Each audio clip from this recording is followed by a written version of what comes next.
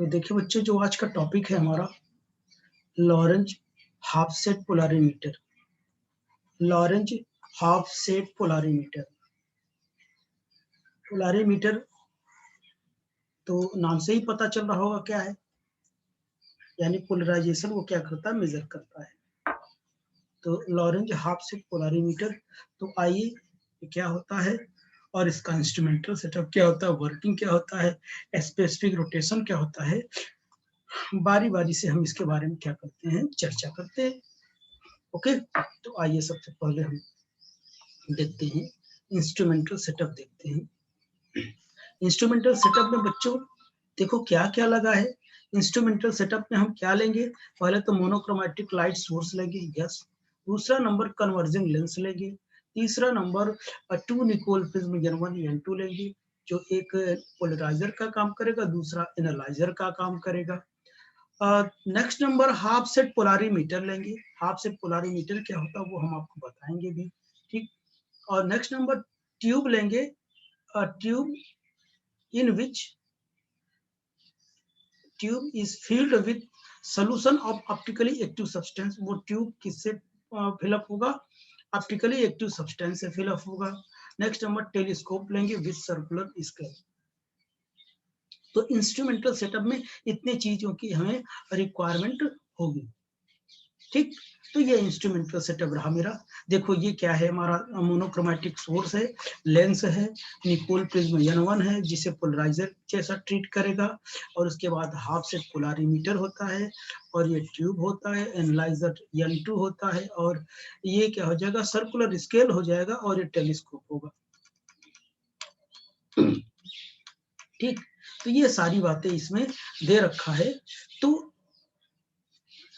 ठीक, तो चलिए हम क्या करते हैं, इसकी बात करते हैं, इसकी वर्किंग की बात करते हैं। तो ये जो पहले मैं ये बता दूं, हाफ सेट पोलरिमीटर जो है, हाफ सेट पोलरिमीटर कुल मिला के ये क्या होता है, आधा पार्ट इसका क्वार्ज प्लेट का होता है और आधा क्या होता है, ग्लास प्लेट का होता है, ठीक है ना। वो ऐसा क्यों होता है, अभी मैं requirement of half shade polarimeter है, वहां मैं इसके बारे में डिस्कस करूंगा। अभी जान लीजिए कि ये एक क्या है कि डिवाइस है जिसे हाफ सेट डिवाइस कहते हैं, इसे लॉरेंज ने दिया था, इसलिए लॉरेंज हाफ सेट डिवाइस भी कहते हैं, हाफ सेट प्लेट भी कह सकते हैं आप लोग। ओके, ये क्या होता है, कैसे होता है, अभी बताऊंगा आपको, ठीक है ना, आगे। तो यहाँ बच्चों देखिए, जब यहाँ से मोनोक्रोमैटिक लाइट चलती है, मोनोक्रोमैटिक लाइट चलेगी तो क्या करेगा, इस लेंस पे टकराएगा, ये कन्वर्जिंग करेगा, निकोल प्रिज्म से होगा क्या, यहाँ से दो पार्ट में डिवाइड होगा, और ये क्या होगा, TIR टोटल इंटरनल रिफ्लेक्शन के थ्रू ये क्या कर लिया जाएगा, ऑब्जर्व कर लिया जाए। उसके बाद यहाँ पे जो लाइट पास करेगी वो क्या होगा, PP होगी, प्लेन पोलराइज लाइट होगा। ये क्वार्ट्ज प्लेट से दोनों पार्ट से पास होते हुए किस में जाएगा, ट्यूब में जाएगा, जिसमें क्या होगा कि सोल्यूशन फिलअप होगा, जिसमें सोल्यूशन फिलअप होगा। उसके बाद क्या करते हैं कि हाँ एनालाइजर वो एनालाइजर लगा होगा, निकोल प्रिज्म 2 लगा होगा।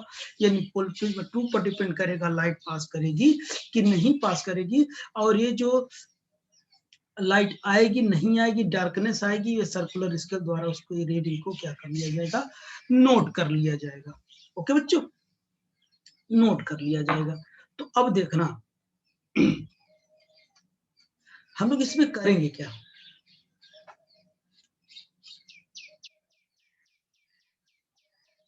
हम लोग इसमें करेंगे क्या। तो स्टार्टिंग में देखिए इसकी वर्किंग कैसे होगी, वो चीज हम लोग देखते हैं। ओके बच्चों, वर्किंग ध्यान सुनना, और सारी बात जानबूझ के लिख दिया क्योंकि ये एक बार मैं बता दूंगा दोबारा आप भूल जाओगे, इसलिए मैंने इसे प्रॉपर एकदम नोट कर दिया, ठीक है ना। मैं चाहता तो वैसे भी बता देता, लेकिन मुझे पता है कि आप भूल जाओगे कुछ दिन में। तो देखिए स्टार्टिंग में हम ये मान के चलते हैं कि ये जो हाफ सेट डिवाइस है वो क्या है कि हाफ सेट डिवाइस प्रेजेंट नहीं है, एब्सेंट है, एब्सेंट है। और ये जो ट्यूब है इसमें कोई ऑप्टिकली एक्टिव सब्सटेंस फिलअप नहीं है, ये इम्पटी है। क्या है, इम्पटी है। स्टार्टिंग में सुनिए क्या मैंने बताया, मैंने पहले क्या होगा, ये एब्सेंट होगा, ये क्या होगा बच्चों, एब्सेंट होगा, और ये क्या होगा, इम्पटी होगा। तब जब यहाँ से लाइट जाएगी, यहाँ से लाइट जाएगी, यहाँ प्लेन पोलराइज लाइट आएगी, ठीक? सीधे क्या करेगी, इस ट्यूब से पास करेगी। जब ट्यूब से पास करेगी तो क्या करेगा, निकोल प्रिज्म स्टार्टिंग में क्या है, किसके, N1 क्या है, पैरेलल वो परपेंडिकुलर टू N2 है। तो यहाँ पे जो टेलीस्कोप द्वारा जब देखेंगे तो हमको क्या मिलेगा, कंप्लीटली क्या मिलेगा, कंप्लीटली डार्क मिलेगा, कंप्लीटली डार्क मिलेगा। कंप्लीटली क्या मिलेगा बच्चों, कंप्लीटली डार्क मिलेगा। जो डार्क मिलेगा इस सर्कुलर स्केल द्वारा हम रीडिंग को नोट कर लेंगे। मान लो 35 डिग्री पर है, ठीक है ना, यानी θ1 जो रोटेशन है 35 डिग्री पर है।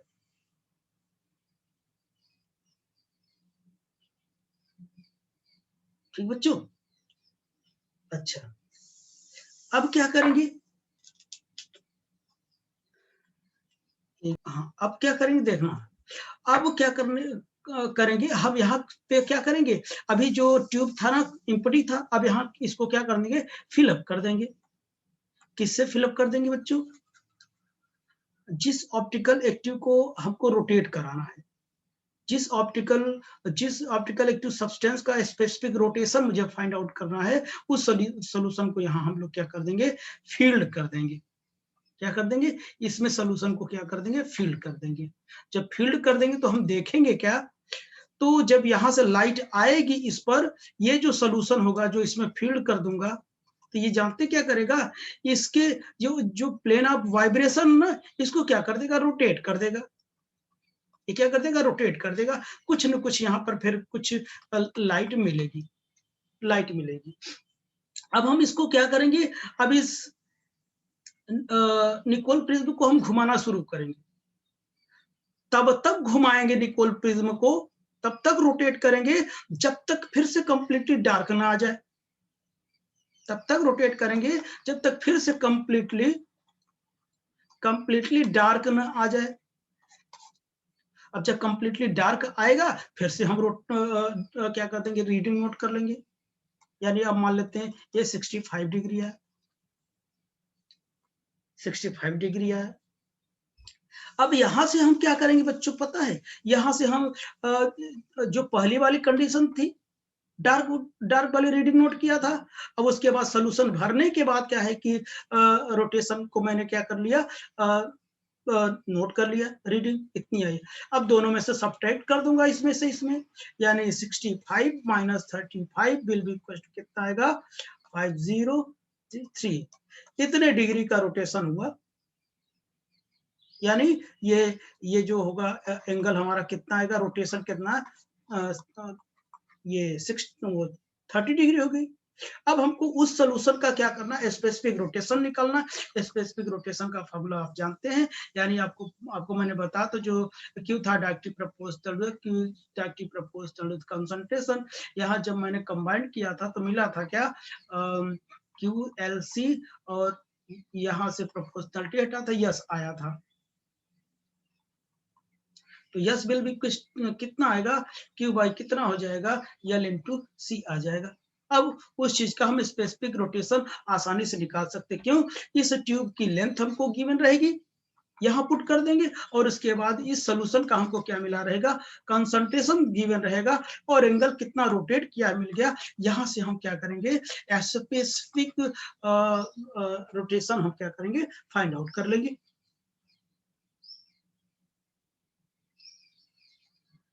ओके बच्चों, तो ये बड़ी सिंपल बात है, इसमें थ्योरी है, थ्योरी बहुत ज्यादा है। तो आइए इसी बात को हम लोगों ने बड़े अच्छे से क्या किया है, नोट डाउन कर लिया हूं, तो उसे पढ़ लिया जाए, ठीक है ना।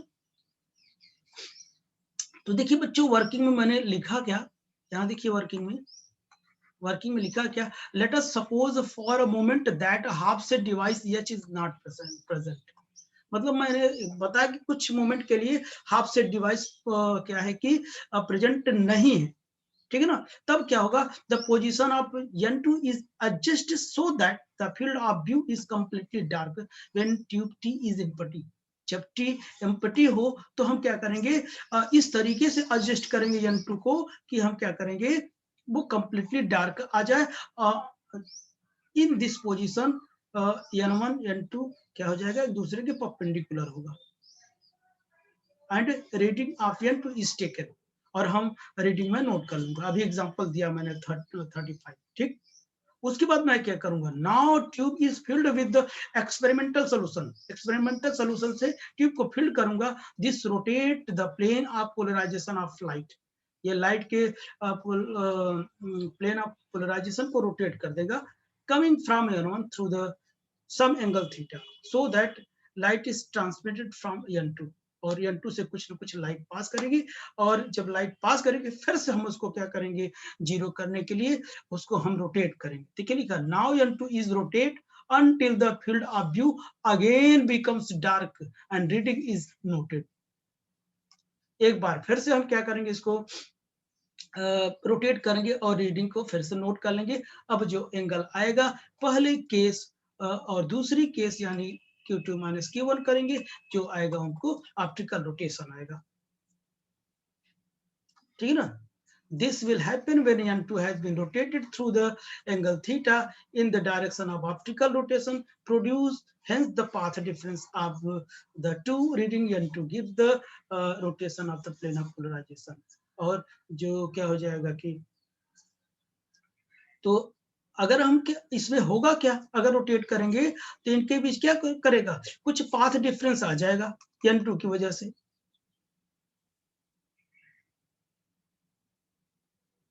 पाथ डिफरेंस आ जाएगा रोटेशन ऑफ प्लेन पोलराइजेशन।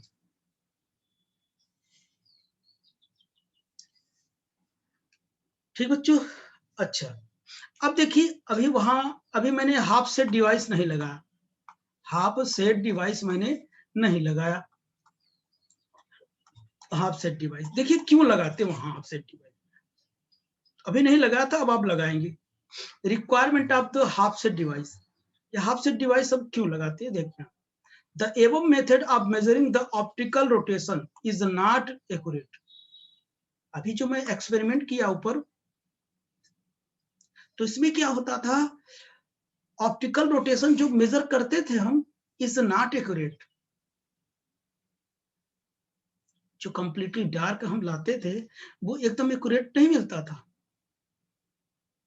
ये तो कहने के तो कह दिया, लेकिन एक्यूरेट मुझे नहीं मिलता था। ठीक ना, तो not because the I can not जज the position of completely darkness. मतलब कंप्लीटली डार्कनेस को एक्यूरेटली वो जज नहीं कर पाता ह्यूमन आईज। हमारी आंखें कंप्लीटली डार्कनेस को क्या किया, जज नहीं कर पा रहा था, पढ़ नहीं पा रहा था। तो for measuring the accurately dark पढ़ने के लिए we use the half shade device, और उसके लिए हमने हाफ सेट डिवाइस यूज किया। तो जो हाफ सेट डिवाइस होता है is the combination of wave plate Q of quartz की बनी होती है, cemented to the semi circular glass plate G. Quartz की बनी होती, जी की बनी होती है, and thickness of the both G Q and G such that is absorb the same amount of light. अच्छा, वो कंप्लीटली डार्कनेस क्यों नहीं जज कर पा रहा था वो ह्यूमन आइज, पता है? क्योंकि जो लाइट आती थी यहां से देखो, जो लाइट यहां पर आती थी ये क्या पूरी तरीके से इक्वली लाइट क्या करती थी, इमेज पर फॉल नहीं कर रही थी, इक्वली फॉल नहीं कर रही थी। अब हम क्या करेंगे, ये हाफ सेट डिवाइस लगाने से हुआ क्या, जितने अमाउंट की लाइट इधर जाएगी, ये हाफ वेव प्लेट है तो ये इसका फेज डिफरेंस पाई होना चाहिए, अब वेव लेंथ कितना हो जाएगा, λ/2। मतलब इस क्वार्क की थिकनेस हम इतनी रखेंगे, इसका वेवलेंथ इतना और फेज यही। भाई हाफ वेव प्लेट है, हाफ वेव प्लेट पे क्या होता है कि वेवलेंथ इतना होते करता है, तो इतनी थिकनेस रखेंगे तो इसका फेज डिफरेंस इतना आ जाए और क्या पाथ डिफरेंस इतना आ जाए। और जो ग्लास प्लेट है, ग्लास प्लेट की थिकनेस हम ऐसा सेट करके रखेंगे, ये नीचे वाला पार्ट, कि ये इतनी लाइट एब्जॉर्ब कर सके जितनी क्वार्ट्ज क्या करते हैं, प्लेट एब्जॉर्ब करती है। तो दोनों तरफ से लाइट की जो इंटेंसिटी होगी सेम अमाउंट में क्या करती है, फील्ड ऑफ व्यू में फॉल करती है, और हम क्या करते हैं, उसको कंप्लीटली डार्क जज कर सकते हैं। इसलिए हाफ सेट डिवाइस को हम लोग क्या करते हैं, यूज करते हैं। इसलिए हम लोग क्या करते हैं, हाफ सेट डिवाइस को क्या करते हैं, यूज करते हैं। तो ये कुछ इस टाइप का होता है, यानी सर्कुलर टाइप का होता है, सर्कुलर टाइप का होता है। यानी एक तरफ क्या होता है, क्वार्क लगा होता है, यानी ये होता क्या है, सेमी सर्कुलर होता है। मान लेते तो ये इधर सी है, इधर डी है, और ये क्या है, ये क्वार्ट्ज है, इधर क्या है, ग्लास प्लेट है, इधर क्या है, प्लेट है। तो ये क्या होता है कि मैंने बताया ना, it is combination of half wave plate Q of quartz cemented to semi circular glass G. ये सेमी सर्कुलर ग्लास जी होता है, इससे क्या कर दिया, इसको सीमेंटेड कर दिया गया। तो ये इसी टाइप का होता है कुछ, ठीक। वो तो वहां रखा है तो वो ऐसे समझ नहीं आता है, तो ये होता है, इसी को हम लोग क्या बोलते हैं, हाफ सेट डिवाइस कहते हैं। This is half shade device, this is half shade device, half shade device. Okay बच्चों, चलिए हम लोग आगे चलते हैं।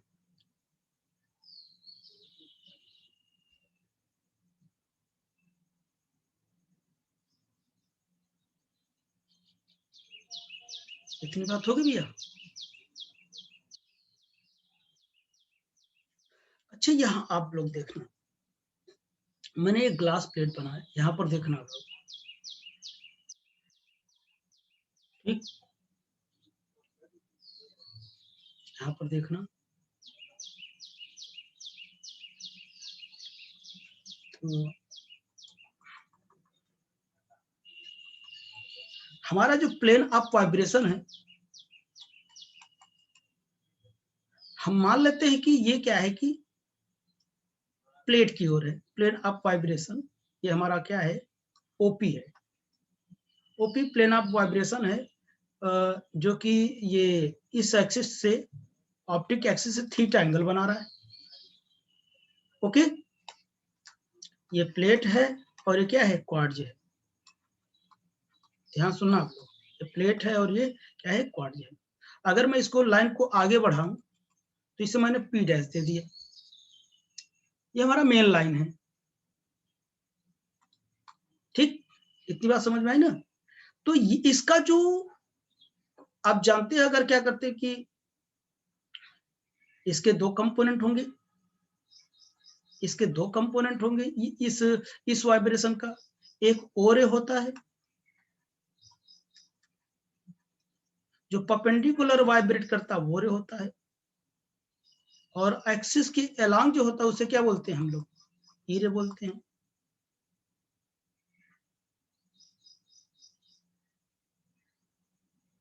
ओ रे, ई रे।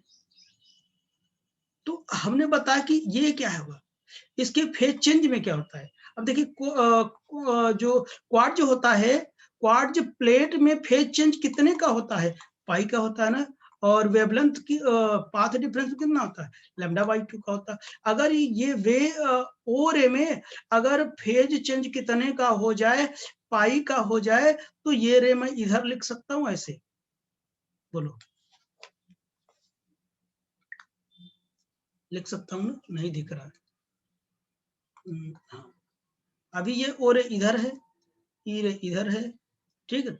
इसका मैंने बताया फेज चेंज कितने का होता है, पाई का होता है क्वार्ट्ज प्लेट में, तो ये मैं इधर लिख सकता हूँ। अब ई रे, अब ओ रे इधर भी मैं लिख लूंगा। अब इन दोनों का जो रिजल्टेंट होगा, यहाँ होगा क्या, बोलो, यहाँ क्यू हो जाएगा, क्यू होगा ना। अब इसको मैं क्या करूंगा, आगे बढ़ाऊं तो ये क्या हो जाएगा, क्यू डैश हो जाएगा, और इस वाइब्रेशन को मैं ए भी दे दिया, ऑप्टिक एक्सिस के अलावा। ये सारी बातें हो गई। अब इसी फिगर को देखिए, हम क्या करते हैं, आगे इसी को स्टडी करते हैं बच्चों, आगे देखना आप लोग। तो अगर मैं ये कहूं, इफ द, देखो लिखा है ना, if the principal plane of polarisation, If the principal plane of analyzer is parallel to OP, then light passes through the glass. अगर मैं कहूं जो प्रिंसिपल प्लेन ऑफ एनालाइजर है वो पैरेलल टू किसके हो जाए, ओपी के हो जाए। देखिए ओपी के हो जाए, अगर पैरेलल टू क्या हो जाए, ओपी के हो जाए। जो पहला स्टार्टिंग है प्लेन ऑफ पोलराइजेशन जो निकोल प्रिज्म से निकला था, अगर वो ओपी के एलांग हो जाए तो लाइट किससे पास करेगी, ग्लास प्लेट से पास करेगी। यानी ग्लास प्लेट से पास करने का मतलब क्या समझ रहे हैं आप?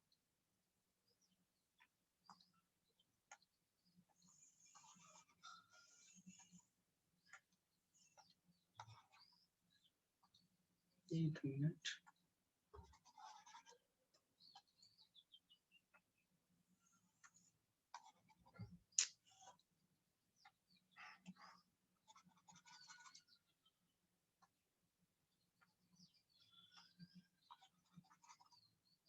मिट नहीं रहा यार, देखना इधर। तो किससे पास करेगा, ग्लास प्लेट से क्या करेगा, प्लस पास करेगा। तो देखना इधर, मैं इसके लिए फिगर बनाता हूं। यानी ये जी है, इधर क्या है, क्वाड है। तो इधर क्या होगा, कंप्लीटली क्या होगा, इधर इधर डार्क होगा और इधर क्या होगा, ब्राइट होगा। इधर क्या होगा, ब्राइट होगा और इधर क्या होगा, डार्क होगा। अगर प्लेन ऑफ पोलराइजेशन किधर हो, ओपी के अलांग हो, देख रहे हैं ना, तो इधर क्या ग्लास प्लेट की तरफ ब्राइट होगा और डार्क की तरफ, वो क्वार्ट्ज की तरफ क्या होगा, डार्क होगा। ओके, सेकंड नंबर देखो, सेकंड नंबर क्या होगा, अगर सेकंड नंबर मैंने लिखा, अगर प्लेन ऑफ एनालाइजर यानी प्रिंसिपल प्लेन, प्रिंसिपल ये यही चीज लिखा है ना, प्रिंसिपल प्लेन ऑफ एनालाइजर क्या होगा, पैरेलल टू किसके हो जाए, पैरेलल टू ओ क्यू के हो जाए। ओ क्यू किधर है, देखो ओ क्यू। अब तुम लोग बताओ लाइट किधर रहेगी, ओ क्यू किस पार्ट में है, क्वार्ट्ज के पार्ट में है ना। इसका मतलब अब क्या हो जाएगा, ये देखो, ये हमारा क्वार्ट्ज है, ये हमारा ग्लास प्लेट है। बताओ अब लाइट किधर पड़ेगी, अब क्वार्ट्ज की तरफ पड़ेगी, लेकिन ग्लास प्लेट की तरफ क्या रहेगा, डार्क रहेगा। इधर डार्क रहेगा, इधर क्या रहेगा, जिधर लाइट पड़ेगी उधर ब्राइट रहेगा, बाकी जगह डार्क रहेगा। थर्ड नंबर देखो, अगर principal plane of analyser parallel to A O B के हो जाए, ए ओ बी, ये देख रहे हो ना, ये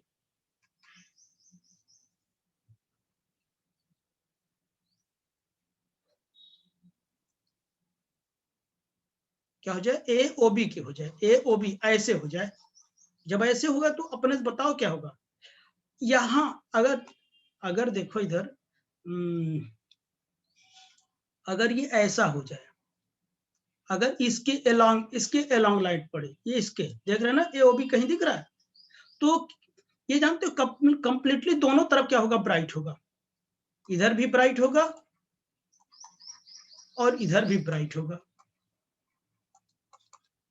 क्यों ब्राइट होगा, क्योंकि एक दूसरे के एनालाइजर और पोलराइजर क्या होंगे, पैरेलल हो जाएंगे ना। प्लेन ऑफ वाइब्रेशन के क्या होगा, पैरेलल होगा, तो ऑब्वियसली दोनों तरफ लाइट कंप्लीटली पास करेगी, जिसे हम मैक्सिमम इंटेंसिटी कहते हैं। तो अपने से बताओ आप लोग, अगर मैं ये कह दूं,